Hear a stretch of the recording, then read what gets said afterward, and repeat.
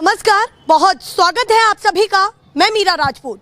राहुल गांधी ने बिहार के मतदान से एक दिन पहले इतना बड़ा सियासी तूफान ला दिया है हरियाणा की राजनीति में भी और बिहार की राजनीति में भी। राहुल गांधी ने यही समय क्यों चुना है जब कल सुबह अब से जब मैं रात में आपसे रूबरू हो रही हूं, अब से ठीक 11 से 12 घंटे बचे हों, उस समय आप सोचिए कि अपने आप में कितना महत्वपूर्ण हो जाता है कि जब ये वीडियोस क्लिप्स सर्कुलेट होंगी। समर्थक भी हैं क्योंकि राहुल गांधी ने यहां पर बिहार में वोटर अधिकार यात्रा भी निकाली और बार बार ये कहा कि वोट चोरी हो रही है, तो ये कहीं ना कहीं मतदाताओं के दिमाग में इस चीज का इम्पैक्ट भी पड़ सकता है। क्या कुछ है, ये कितना बड़ा प्रभाव उनकी ये प्रेस कॉन्फ्रेंस और उनका ये आरोप जो लगाया है उन्होंने, उसका कितना बड़ा प्रभाव जा रहा है, जिस पर ज्यादा बातचीत करने के लिए मेरे साथी नरेश चौधरी यहां पर मौजूद हैं और हम दोनों ही ग्राउंड कवरेज कर रहे हैं बिहार में, लगातार आप देख ही रहे हैं। पर उसके साथ साथ ये जो खबरें निकल कर के सामने आ रही हैं, इनका प्रभाव बिहार के चुनाव में क्या पड़ रहा है वो मैं उनसे समझती हूँ थोड़ा सा। बहुत स्वागत है नरेश आपका। क्या कहना चाहते, कहां से इस विषय की शुरुआत करें? देखिए, मेरा सबसे पहली बात यह है कि जो समय राहुल गांधी ने चुना है, ये तमाम वोट चोरी का आरोप वो लंबे समय से लगा रहे हैं। उन्होंने पहले भी तमाम प्रेस कॉन्फ्रेंस की और बहुत दिनों से हाइप बना रहे थे। उन्होंने कहा कि मैं हाइड्रोजन बम फोड़ने वाला हूं। जब भी आते थे पब्लिक में, मीडिया से बात करते थे तो बार बार कहते थे, एक तरह से बड़े कॉन्फिडेंट दिखाई पड़ते थे और ऐसा कहते थे कि मैं हाइड्रोजन बम फोड़ने वाला हूँ, अभी तो छोटे बम आ रहे हैं। तमाम प्रेस कॉन्फ्रेंसेस के बाद आज उन्होंने जो प्रेस कॉन्फ्रेंस की है, और वो भी एक ऐसे समय में, आज 5 तारीख है क्योंकि, और कल यानी 6 नवंबर को बिहार में पहले फेज का चुनाव है, तो उससे ठीक सोचिए कि 12-15 घंटे पहले आप एक प्रेस कॉन्फ्रेंस रख रहे हैं और जिसमें सबसे बड़ा मुद्दा आपने वोट चोरी का ही रखा। उससे पहले बिहार में जब चुनाव शुरू हो रहे, जब माहौल बन रहा था कि चुनाव है, 6 महीने 8 महीने पहले तमाम शुरुआत से बात SIR की हुई। SIR के बाद राहुल गांधी ने एक स्पेसिफिक रैली निकाली, वोटर अधिकार यात्रा, यानी कि जिसके वोट कटे हैं, जिसके बने हैं, वोटर्स की रियलिटी पे उन्होंने एक मुद्दा उठाया कि भाई जो वोट डाल रहे हैं क्या वो लोग सही हैं, और जो नहीं डाल पा रहे हैं वो क्या हमारे वोटर हैं। SIR पर एक सवाल उठाया और अभी भी उठाया है। अभी भी उन्होंने SIR पे सवाल उठाया और उसके बाद ECI अभी 7 राज्यों में और SIR करवा रहा है। तो उन सब मुद्दों को अगर लिंक करें तो राहुल गांधी ने स्ट्रेटेजिक तौर पर एक बड़ा एक्शन लिया है जो उनके फेवर में जा सकता है, क्योंकि फेवर में इस तरीके से कि इलेक्शन की जस्ट पहले आप सोचिए कि एक रात पहले जब चुनाव प्रचार बंद हो चुका है, चुनाव प्रचार 48 घंटे पहले बंद हो जाता है, तो ना ही तो आप ग्राउंड पर कोई प्रचार कर रहे हैं, लेकिन जस्ट 12-15 घंटे पहले आप ये मैसेजिंग दे रहे हैं कि चुनावों को रिग किया जा रहा है, चुनावों को बार बार अपने हिसाब से मेंटेन किया जा रहा है। उन्होंने एक शब्द का प्रयोग किया, व्यवस्था। हरियाणा के CM जो है नायब सिंह सैनी, उनके बयान को चलाया और उसमें एक शब्द को उन्होंने पकड़ा, व्यवस्था।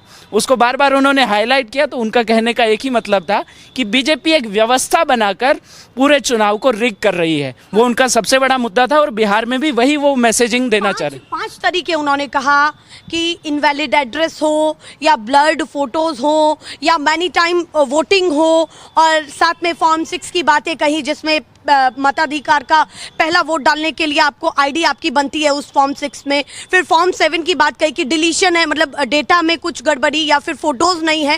कई तरीके उन्होंने बताए। उसमें सबसे महत्वपूर्ण चीज ये है कि उन्होंने हरियाणा के मुख्यमंत्री नायब सैनी की एक क्लिप दिखाई और कहा कि ये जो मुस्कान उनकी दिख रही है, ये साफ बता रही है कि उनकी व्यवस्था में ये तरीके हैं।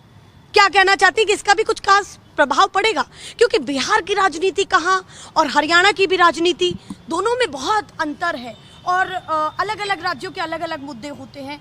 इसीलिए मैं कह रही हूँ कि ये हाइप कैसे क्रिएट करेगा। नहीं, मुद्दे जरूर अलग होते हैं, लेकिन एक बेसिक फैक्टर हर जगह रहता है। जब आप वोट डालने जाते हैं ना, तो आपके अंदर ये होता है कि भाई हम वोट डाल रहे हैं, जो बटन दबाएंगे वोट वहीं पहुंचेगा। राहुल गांधी ये मैसेजिंग देना चाह रहे हैं कि जो पूरा सिस्टम है वोटिंग का, चुनाव आयोग से ये उम्मीदें रखी जाती हैं कि आप जहां वोट डालेंगे वहां वोट पहुंचेगा और निष्पक्ष तरीके से चुनाव को करवाया जा रहा है। राहुल गांधी उस पूरी व्यवस्था के खिलाफ सवाल उठा रहे हैं। एक जमाने में आप सोचिए TN शेषन का नाम चला करता था कि वो सरकार के खिलाफ खड़े हो जाते थे। लालू यादव तक खुद TN शेषन को कहा करते थे कि भाई यहाँ ऐसे करिए, आप ये मैनेज करिए, और तमाम पार्टियों की सुनी जाती थी। आज के समय में राहुल गांधी ये कह रहे हैं कि कांग्रेस पार्टी बार बार अलग अलग जगहों से सबूत खोज कर ला रही है और इलेक्शन कमीशन जो है वो आंखें मूंद कर बैठा है, वो कुछ एक्शन नहीं ले रहा है। तो उनका साफ मैसेजिंग ये है कि जो व्यवस्था है, जो संस्था है, चुनाव आयोग खुद चुनाव आयोग जो है वो भ्रष्ट है, उनका आरोप ये है, वो इस पे खेलना चाह रहे हैं। फिलहाल उनका मुद्दा यही है। बिल्कुल।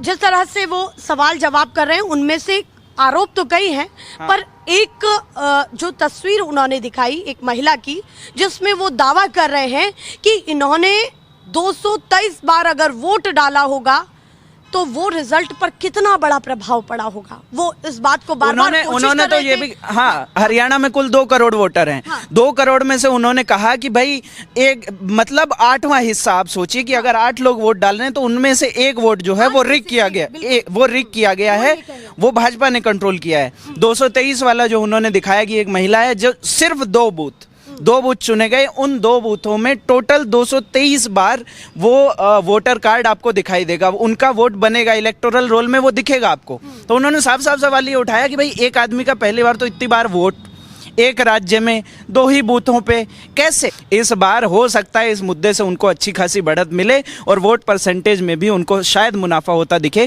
क्योंकि ये मुद्दा बहुत बड़ा है और बहुत कारगर भी उनके लिए। लोकसभा चुनाव में भी इसी तरीके का संविधान बचाने का मुद्दा था और इस वक्त भी वोटर अधिकार का मुद्दा शायद उनके लिए वोटर्स को प्रभावित करे और उनकी तरफ अलाइन करे। तो राहुल गांधी का चेहरा यहाँ लार्ज हो रहा है, बड़ी पिक्चर उनकी तस्वीर उभर के आ रही है धीरे धीरे नेशनल स्तर पे भी, और बिहार में भी कांग्रेस का कद इससे बड़ा ही होगा। अब मैं चाहती हूं कि आप उस तस्वीर को भी दिखाएं जो राहुल गांधी ने आप दिखाने वाले थे, कुछ तस्वीरें साझा करने वाले थे व्यूअर्स के साथ कि वहां पर उन्होंने बीजेपी नेता पर भी आरोप लगाया है और कटघरे में खड़ा कर दिया कि जो साथ में है बीजेपी नेता के वो हरियाणा वोट डालने जाते हैं, यूपी के हैं पर हरियाणा में उनकी आईडी पाई जाती है।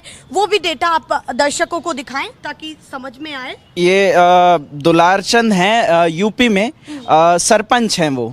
तो यूपी में सरपंच है। राहुल गांधी ने इल्जाम ये लगाया कि भाई यूपी में भाजपा के सरपंच हैं, भाजपा के मंत्री के साथ उनकी फोटो है, लेकिन हरियाणा में उनका वोट कैसे बन गया? उनका तो बना सो बना, उनके बेटे का भी वोट बना हुआ है। तो राहुल गांधी ने ये मुद्दा उठाया बार बार, चूंकि इल्जाम लगता है। अभी भी एक वीडियो सोशल मीडिया पे वायरल हो रहा है जिसमें ये कहा जा रहा है कि भाजपा के लिए, एनडीए के लिए वोट करने बाहर के राज्यों से लोगों को बुलाया जाता है। उन्होंने पिछली बार भी यही मुद्दा उठाया था राहुल गांधी। इस बार भी पूरा आप समझेंगे तो ये नेशन वाइड बड़ा मुद्दा है, लेकिन बिहार सेंट्रिक भी है। जब चुनाव होता है उस हीट में वो चाह रहे हैं कि इस मुद्दे को भुनाया जाए। जो आपको तस्वीरें दिखेंगी उनको वैलिडेट करने के लिए, मान लीजिए कि आज आपके पास एक वायरल वीडियो आता है जिसमें ये कहा जाता है कि यूपी से लोगों को भर के यहाँ लाया जा रहा है वोट डालने के लिए, और साथ में राहुल गांधी भी यही कह रहे हैं कि यूपी से लोगों को वोट डालने के लिए बुलाया जा रहा है। तो वोटर के मन में वो कहीं ना कहीं वैलिडेट होगा कि हाँ शायद ऐसा ही हो रहा है। अब कितना सच है कितना झूठ है वो तो जांच का विषय है। बिल्कुल। हाँ, एक चीज और निकल करके सामने आई जो पिछली प्रेस कॉन्फ्रेंस पे भी यही कॉमन मुद्दा था, हाउस नंबर 0 वाला। और 0 को लेकर के इससे पहले भी उन्होंने कहा कि हाउस नंबर 0 करके कितनी आईडीज ऐसी हैं जो वोटर्स की दिखाई पड़ रही है उस डेटा में। और इस बार ये उन्होंने क्लिप चलाई चुनाव आयोग की जिसमें कहा गया कि जो होमलेस लोग हैं, जिनके पास घर नहीं है, बेघर लोग हैं, कहीं पुल के नीचे पड़े हैं या फिर कहीं झुग्गी झोपड़ियों में है, उन लोगों के हाउस नंबर 0 के तहत हमने ये आईडीज रखी हैं। ये चुनाव आयोग का अपना एक और ज्ञानेश कुमार जी का ये बयान था और राहुल गांधी ने उसी को कोट करके कहा कि हाउस नंबर 0, चलिए हम मान भी ले कि होमलेस लोगों का ये एड्रेस है या फिर इस तरीके से चिन्हित किया चुनाव आयोग ने, पर हाउस नंबर 0 पे जिस व्यक्ति का नाम होता है उनका अच्छा खासा घर पाया जाता है, बढ़िया घर है, 2 मंजिल का है। राहुल गांधी यहाँ पर भी एक बड़ा आरोप लगाते हैं। नहीं, मेरे साथी से मैं कहूँगा एक बार आगे आएंगे। तो ये देखिए एक तस्वीर है, वो राहुल गांधी ने आज प्रेस कॉन्फ्रेंस में रिलीज की गई और एक नीचे एक वोटर आईडी है, ठीक है। उस वोटर आईडी में एपिक नंबर मेंशन्ड है और नाम लिखा हुआ है नरेंद्र। ठीक है, मुझे लगता है राहुल गांधी ने जानबूझकर ऐसा नाम चुना होगा हो भी सकता है उनकी टीम कैसा कर रही हो, लेकिन नरेंद्र नाम के एक व्यक्ति जिनके आईडी में मकान नंबर 0 लिखा हुआ है, और चूंकि आपको ये फैक्ट प्रूव करना है कि भाई 0 नाम पे तो कोई मकान एग्जिस्ट नहीं करता है, जिनके यहाँ मकान नहीं होता उनका 0 रखा जाता है, ऐसा इलेक्शन कमीशन ने दावा किया था। ज्ञानेश कुमार ने, जो चीफ इलेक्शन कमिश्नर हैं, उन्होंने ये कहा था कि भाई जिनका मकान नहीं है, जो झुग्गी झोपड़ी में रह रहे हैं, उनका हम 0 डाल देते हैं।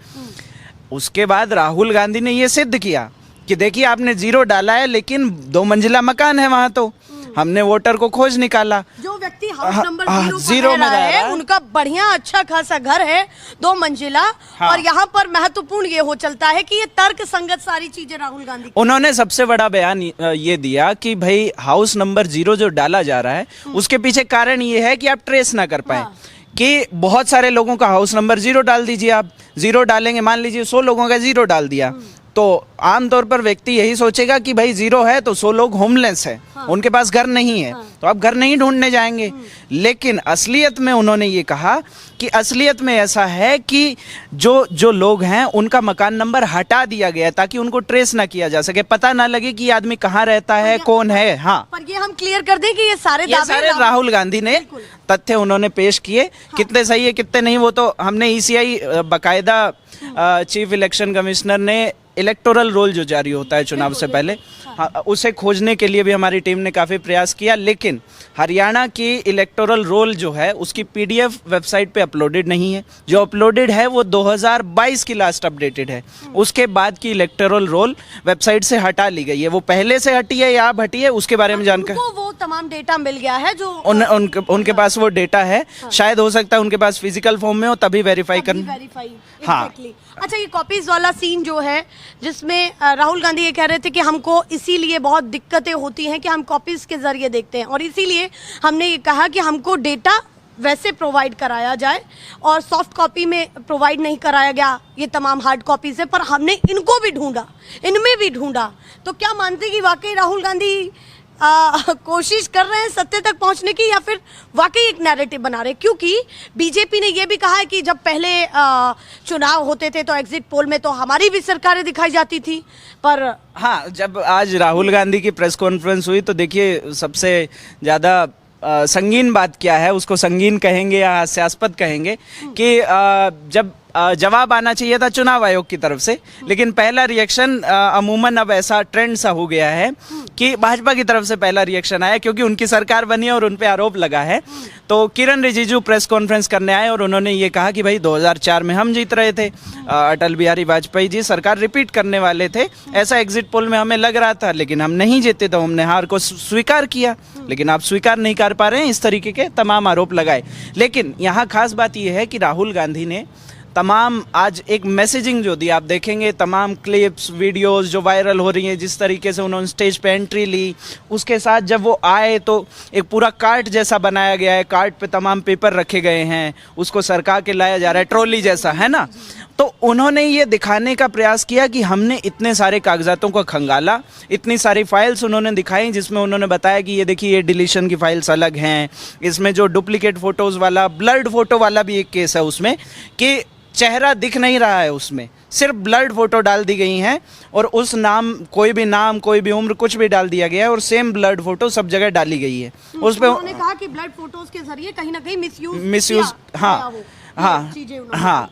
तो फिलहाल अभी बिहार को लेकर के यही तस्वीरें दिख रही हैं कि इम्पैक्ट पड़ सकता है बिहार में इस मुद्दे का। जो कांग्रेस के सपोर्टर हैं तो वो तो जाहिर सी बात है कि राहुल गांधी बात का समर्थन करेंगे, लेकिन जो फ्लोटिंग वोटर है, फ्लोटिंग वोटर जो है, जो आखिरी समय में अपना फैसला सुनाता है, आखिरी समय में तय करता है जब वोट डालने जाता है कि क्या लग रहा है, किसके पक्ष में हवा के साथ साथ ये भी कि माइंडसेट बदलता है। वो माइंडसेट कहीं ना कहीं राहुल गांधी बदलने का प्रयास कर रहे हैं। अब कितना उसमें वो कामयाब हो पाते हैं कितना नहीं, वो समय बताएगा। वो आपको कितना ऊपर जाता है 14 नवंबर को पता लग जाएगा होगा कि कांग्रेस का ग्राफ कितना जाता है। कांग्रेस का ग्राफ, हाँ, क्योंकि पिछली बार 19 सीटें आई हैं, तो जाहिरन तौर पर इस बार अगर वो अच्छी खासी सीटें नहीं लाते हैं तो महागठबंधन के लिए एक बड़ी मुश्किल है, क्योंकि तेजस्वी का राइज जिस तरीके से हुआ है, उस राइज को फिर महागठबंधन शायद ना भुना पाए अगर इस बार सरकार ना बनी तो। भूमिका में राहुल गांधी ने नायब सैनिक को रखा, अब वो वही नायब सैनी कह रहे हैं, अब जिस तरह से क्लिप्स अब ये वायरल हो रही हैं, तो उन्होंने कहा कि युवराज अब मुद्दा विहीन हो चुके हैं और इसीलिए ऐसी बातें कर रहे हैं। क्या कहना है इस चीज को लेकर के कि अपने आप में नायक की भूमिका में राहुल गांधी खुद को रख रहे हैं और कहीं ना कहीं नायब सैनी भी उसका जवाब दे रहे हैं। नायब सैनी के लिए देखिए, उनकी बनी बनाई सरकार है। उनके लिए राहुल गांधी ने उनके विपक्ष में एक बड़ा मुद्दा रखा, नायब सैनी को और इलेक्शन कमीशन को भी, तमाम पार्टियों को। और एक चीज़ इसमें मैं बताना भूल गया, जब राहुल गांधी प्रेस कॉन्फ्रेंस कर रहे थे तो उन्होंने एक लिस्ट जारी की 8 सीटों की, जहां पर बहुत कम मार्जिन से कांग्रेस चुनाव हारी। उन्होंने कहा 23,000 वोटों के मार्जिन से लमसम हम पूरे विधानसभा चुनाव हार गए। उसमें एक सबसे ऊपर की सीट थी उचाना कला। उचाना कला सीट पर मैं खुद गया हूँ चुनाव, जब आप भी हरियाणा में चुनाव कवर कर रहे थे, वहाँ 4 पार्टियों की टक्कर थी, यानी 2 भाजपा और कांग्रेस। उसके सामने हरियाणा के पूर्व उप मुख्यमंत्री दुष्यंत चौटाला भी उसी सीट से चुनाव लड़ रहे थे और बृजेंद्र सिंह कांग्रेस की सीट से चुनाव लड़ रहे थे, जो पहले भाजपा में हुआ करते थे। वहाँ सिर्फ 32 वोटों के मार्जिन से कांग्रेस के प्रत्याशी जो हैं वो चुनाव हारे हैं। वो केस हाई कोर्ट में गया और हाई कोर्ट के बाद वो केस अभी सुप्रीम कोर्ट में लंबित है, ठीक है। तो वो मामला जो लंबित है, उस मामले की सबसे ज़्यादा चर्चा फिलहाल हो रही है और हरियाणा में जो सरकार में है, सत्ताधीन है, वो अपना जवाब दे रहे हैं। उनका कहना है युवराज मुद्दा विहीन है, तमाम लोग हैं, उनकी जो जैसी राय, जिसकी जैसी समझ, और राहुल गांधी ने अपना पक्ष रखा, बाकी सरकार जो कहना चाहे। और सबसे बड़ा सवाल है कि ईसीआई इस पर क्या कहेगा। इलेक्शन कमीशन की साख पर सबसे बड़ा ये सवाल है, देखते हैं उनका क्या जवाब आता है। बहुत धन्यवाद नरेश। हरियाणा की राजनीति पर बहुत अच्छी पकड़ रखते हैं, तो उनसे जो बातें साझा करके आप तक पहुंचाई, आप क्या सोचते हैं इस विश्लेषण पर हमें ज़रूर बताएं। पर फिलहाल कल के नतीजों को लेकर के हमारे चैनल पर बने रहिए, ताकि हम जिस तरह से लोग वोट डाल रहे हैं और जो लाइव नतीजे वो देंगे मुद्दे के साथ कि भाई उनका मुद्दा क्या रहा, वो हम आप तक दिखा पाए कि किस तरह से वोटिंग हो रही है और लोगों का क्या सोचना है। जी, और क्या राहुल गांधी ने जो वोट चोरी का मुद्दा उठाया है और हाइड्रोजन बम जो उन्होंने कहा, हाइड्रोजन बम, उसका कितना प्रभाव दिखता है, वो देखने वाली बात होगी। बिल्कुल, चलिए चलते हैं और कल आपको ये तस्वीरें दिखाते हैं, फिर मिलते हैं। फिलहाल के लिए नमस्कार।